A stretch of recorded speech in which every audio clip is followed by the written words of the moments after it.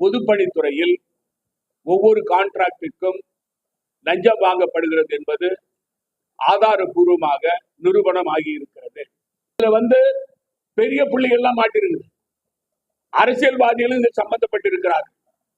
இதுல லஞ்சம் வாங்கி அரசியல்வாதிகள் லஞ்சம் வாங்கியிருக்கிறாங்க.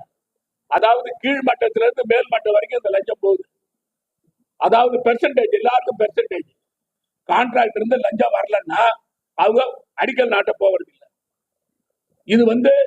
இது பாரபட்சம் என்று விசாரணை நடக்கணும். சின்ன பூனை மாட்டிருக்குது, பெரிய பூனை எல்லாம் வரும், இனிமேல் வரும். சிபிஐ எந்த அரசியல் அழுத்தத்துக்கோ எதற்கும் பணியக்கூடாது. பொதுப்பணித்துறையில் 30% கமிஷன் என்று நான் சொல்லியது காரைக்காலில் நிரூபணமாகி இருக்கிறது. புதுச்சேரி பொதுப்பணித்துறையினுடைய தலைமை பொறியாளர், இன்னொரு துணை பொறியாளர் மற்றும் கான்ட்ராக்டர் இவர்கள் லஞ்சம் கொடுக்கும் பொழுது சிபிஐயால் பிடிக்கப்பட்டு கைது செய்யப்பட்டு இப்பொழுது சிறையில் அடைக்கப்பட்டிருக்கிறார்கள். இது புதுச்சேரி மாநிலத்தையே உலுக்கி இருக்கிறது. பொதுப்பணித்துறையில் எதற்கெடுத்தாலும் லஞ்சம் என்று நாங்கள் சொல்லும் போது ஆளுங்கட்சியினர் என்ஆர் காங்கிரசும் பாஜகவும் எங்களை ஏளனம் செய்தார்கள். இப்பொழுது ஆதாரத்தோடு பொதுப்பணித்துறையில் ஒவ்வொரு கான்ட்ராக்டிற்கும் லஞ்சம் வாங்கப்படுகிறது என்பது ஆதாரபூர்வமாக நிரூபணம் ஆகியிருக்கிறது. குறிப்பாக இந்த பொதுப்பணித்துறையை பொறுத்தவரையில எல்லா டெண்டர்களுக்கும் கமிஷன் வாங்கப்படுகிறது. உதாரணமாக புதிய பேருந்து நிலையம் கட்டுவதில் ஊழல் நடந்திருக்கிறது. சுமார் 10 கோடி ரூபாய் கூட செலவிட முடியாத அளவில் ஒரு பேருந்து நிலையத்தை புதிதாக கட்டி அதற்கு இப்பொழுது 32 கோடி ரூபாய் வசூல் செய்யப்பட்டிருக்கிறது. அந்த இடத்தை நாங்கள் நேரடியாக சென்று பார்த்தோம். அங்கே 46 வாகனங்கள் நிற்கின்ற ஷெட்டுகள், ஏற்புடைகள் மற்றும் 38 கடைகள் இருக்கின்றன. இதற்கு தரைத்தளம் போடப்பட்டிருக்கிறது. இதற்கு 33 கோடி ரூபாய் என்பது மிகப்பெரிய இமாலய ஊழல். இந்த தலைமை பொறியாளர் இருக்காரு பாருங்க, அவர் சிபிடபிள்யூ இருந்து டெபுடேஷன் வந்தவர்.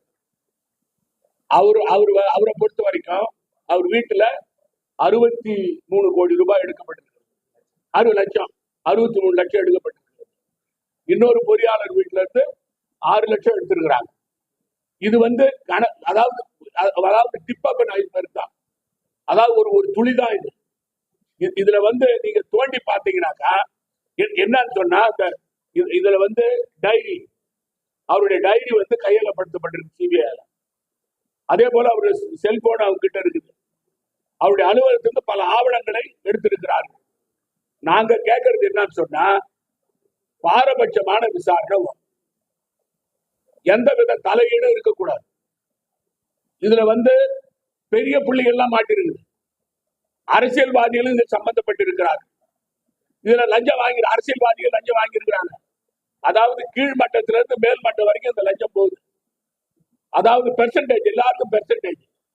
அதாவது அடிக்கல் நாட்ட போகணும்னு சொன்னா லஞ்சம் இல்லாத அமைச்சரோ முதலமைச்சரோ போறது கிடையாது. டெண்டர் விட்ட இடத்துல கான்ட்ராக்ட் இருந்து லஞ்சம் வரலன்னா அவங்க அடிக்கல் நாட்ட போவது இல்லை. இது பாரபட்சம் என்று விசாரணை நடக்கணும்.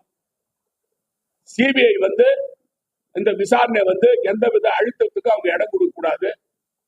நாங்கள் தொடர்ந்து சொன்னது போல பொதுப்பணித்துறையில எல்லா வேலைகளுக்கும் 30% கமிஷன் என்று சொன்னது இப்பொழுது, அதாவது பூனைக்குட்டி இப்ப வெளியில வந்துருக்கு. The cat is out of the bag. இனிமேல் பூனைகள்லாம் வரும் ஒண்ணு ஒண்ணா. பெரிய பூனைலாம் வரும். இப்ப சின்ன பூனை மாட்டி இருக்குது. பெரிய பூனை எல்லாம் வரும், இனிமேல் வரும். சிபிஐ வந்து எந்த அரசியல் அழுத்தத்துக்கோ எதற்கும் பணியக்கூடாது. சிபிஐ கிட்ட நாங்கள் அவர்களை சந்தித்து அந்த எந்தவித பாரபட்சம் இல்லாமல் விசாரணை நடத்தணும்னு சொல்லி அவங்கள நாங்க வலியுறுத்துவோம். அது மட்டும் இல்ல, இந்த துறையினுடைய அமைச்சர் மாண்புமிகு லட்சுமி நாராயணன் அவர்கள் தன்னுடைய பதவியை ராஜினாமா செய்ய வேண்டும். அதாவது இந்த விசாரணை பாரபட்சம் என்று நடக்க வேண்டும் என்று சொன்னால், எந்த விதமான அழுத்தமும் கொடுக்காமல் இருக்க வேண்டும் என்று சொன்னால், குறிப்பா சிபிஐக்கு எந்தவித அழுத்தமும் கொடுக்காம இருக்கணும்னு சொன்னா அதுல வந்து அமைச்சர் சம்பந்தப்பட்டிருக்கலாம். அமைச்சருடைய சொத்துக்கள் என்ன? அமைச்சர் லட்சுமி நாராயணனுடைய அவர் அமைச்சராகிறதுக்கு முன்ன அவருடைய சொத்துக்கள் எவ்வளவு, அவருடைய உறவினர் சொத்துக்கள் எவ்வளவு என்றதான் கணக்கு எடுக்கணும். சிபிஐ அதை கணக்கு எடுக்கணும். சிபிஐ வந்து இந்த அதிகாரிகளோட நிறுத்தக்கூடாது. அரசியல் காரணங்களுக்காக, அரசியல் அழுத்தத்தின் காரணமாக அது நிறுத்தக்கூடாது. அதுக்கு மேல இருக்கிறாங்க, இப்ப அமைச்சர் இருக்கிறாங்க, லட்சுமி நாராயணன் மேல இருக்கிறாங்க பாருங்க, அவங்க பேர்லயும் நடவடிக்கை எடுக்கணும். யாருக்கு என்னன்னு சொன்னா, முதலமைச்சரை பொறுத்த வரைக்கும் முதலமைச்சருக்கு தெரியாம இது நடக்கல. இந்த ஊழல் வந்து முதலமைச்சருக்கு தெரியாம நடக்கல. முதலமைச்சருடைய ஈடுபாடு இதில் இருக்கு. அதே போல பொதுப்பணித்துறை அமைச்சருக்கு, பொதுப்பணித்துறை அமைச்சருடைய ஈடுபாடு இதில் இருக்கு. இதுல வந்து அதாவது இது வந்து புதுச்சேரி மாநில மக்களுடைய வரிப்பணம். அது மட்டும் இல்லாம இந்த மாநிலத்துடைய வளர்ச்சிக்கான திட்டங்கள், இதுல கொள்ள அடிக்கிறத வந்து யாரும் ஏற்றுக்கொள்ள முடியாது. சட்டமன்றத்துல மரியாதைக்குரிய காங்கிரஸ் கட்சியுடைய சட்டமன்ற கட்சி தலைவர்களும் திராவிட முன்னேற்ற சட்டமன்ற கட்சி தலைவர்களும் ஒருங்கிணைந்து மிகப்பெரிய போராட்டத்தை நடத்தி இருக்கிறாங்க.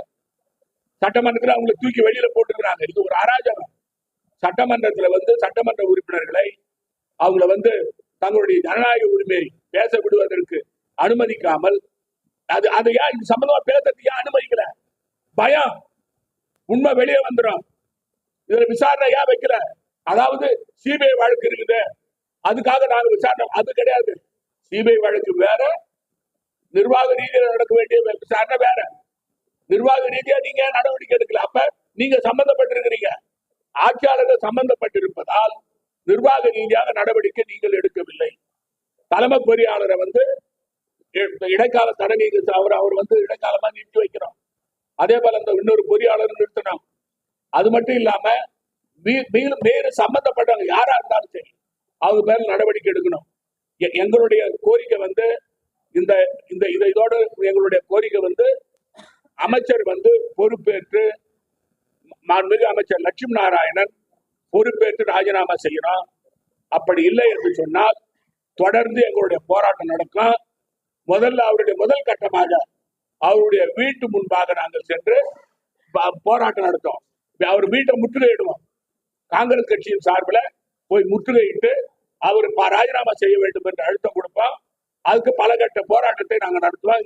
இந்த ஊழலை எதிர்த்து, இந்த என்ஆர் காங்கிரஸ் பாஜக அரசுடைய ஒட்டுமொத்த ஊழலை எதிர்த்து எங்களுடைய போராட்டம் இன்னும் ஒரு ஆண்டு காலம் தொடர்ந்து நடைபெறும். முடக்குவாதம், மூலம் உள்ளிட்ட நோய்களுக்கு சிறப்பு சிகிச்சை பெற ஸ்ரீவித்யா சித்தா மற்றும் வர்மா மருத்துவமனை, அரியலூர்.